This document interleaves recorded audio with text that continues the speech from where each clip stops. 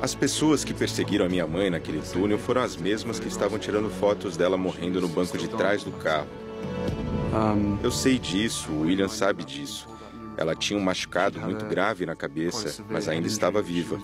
Só que essas pessoas que causaram o acidente, em vez de ajudá-la, continuaram a fotografá-la.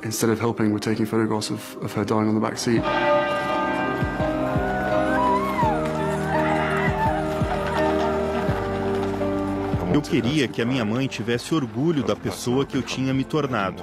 Eu não queria que ela pensasse que eu ou Harry estaríamos devastados por aquele momento. Eu queria que ela visse que todo o trabalho, todo o amor e toda a energia que ela dedicou à nossa criação não seriam desperdiçados. Não foram só os filhos, William e Harry, que sofreram com a despedida tão precoce da mãe. Há 20 anos, o mundo inteiro chorou a morte da princesa Diana. Os portões do Palácio de Buckingham, em Londres, ficaram assim cheios de flores e mensagens de carinho. O documentário da rede britânica BBC mostra como foram os dias que se seguiram ao trágico acidente de carro que nos fez dar adeus à princesa do povo.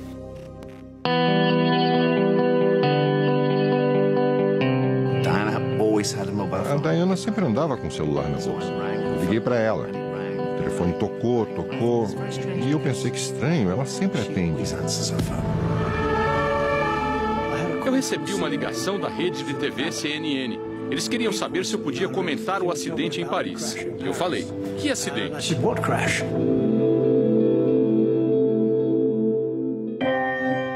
Paris. Madrugada de domingo, 31 de agosto de 1997. Pouco depois da meia-noite, a princesa Diana e o namorado Dodi Al-Fayed sofrem um acidente de carro enquanto são perseguidos por paparazzi. O motorista e Dodi morrem na hora. Diana foi levada para este hospital na capital francesa.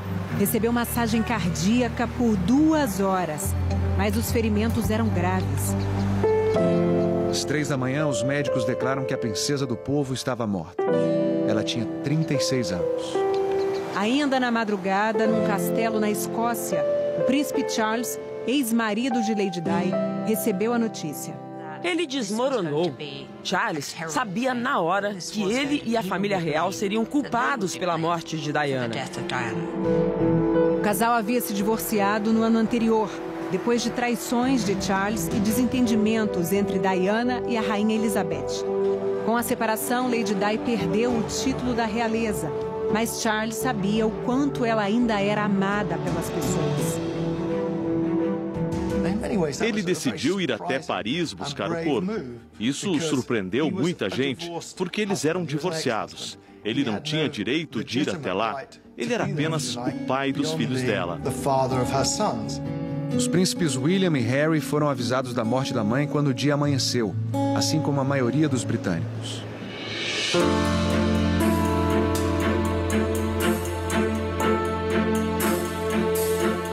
Mesmo com toda a comoção, a família real continuou na Escócia.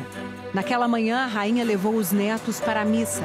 No castelo, a monarca ordenou que todas as TVs fossem desligadas e escondidas dos garotos, então com 15 e 12 anos de idade. O príncipe Harry perguntou, pai, é verdade que a mamãe morreu?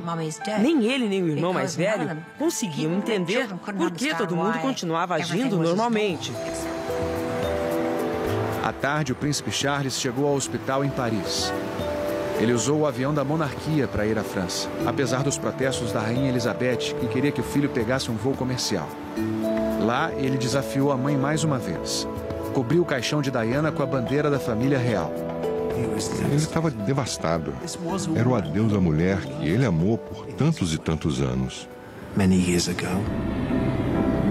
No fim do dia, o corpo de Diana chegou a Londres.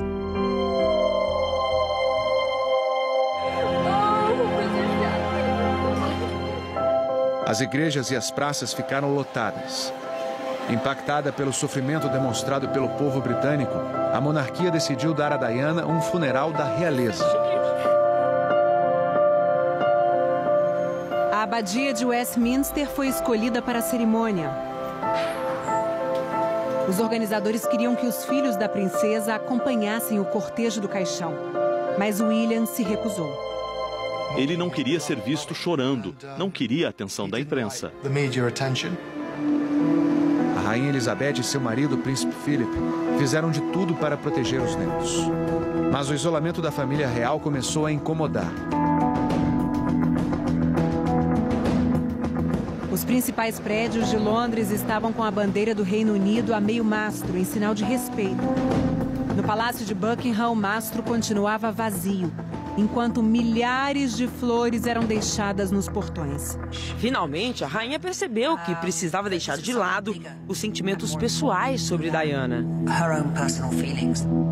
4 dias depois da morte de Diana, a Rainha Elizabeth anunciou que voltaria a Londres. Naquela tarde, pela primeira vez, William e Harry saíram do castelo na Escócia para ver as homenagens deixadas para a mãe. Charles e os filhos embarcaram no mesmo voo rumo à Inglaterra. Em geral, é proibido que futuros reis viajem juntos, mas como os garotos estavam tristes, a rainha permitiu. Em casa, começaram a entender o sofrimento causado pela morte de Diana.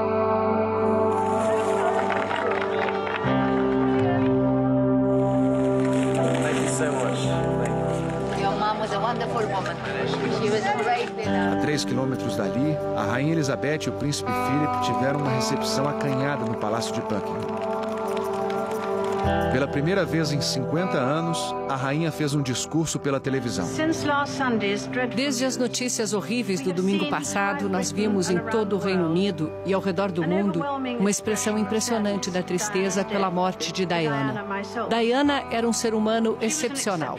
Eu a admirei e respeitei por sua energia e seu comprometimento com os outros, especialmente pela devoção dela aos seus 2 garotos. Depois das palavras da rainha, Londres estava pronta para o maior funeral da sua história.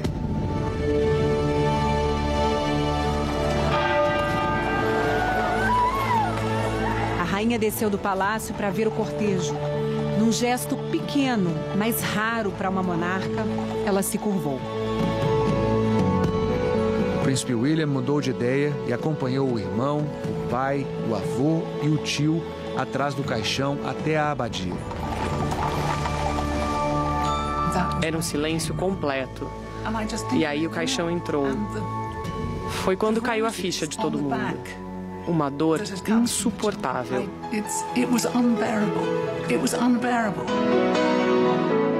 Uma dor imortalizada na voz do amigo e músico inglês Elton John. Goodbye, England's rose. May you ever grow in our hearts. You were the grace that placed yourselves.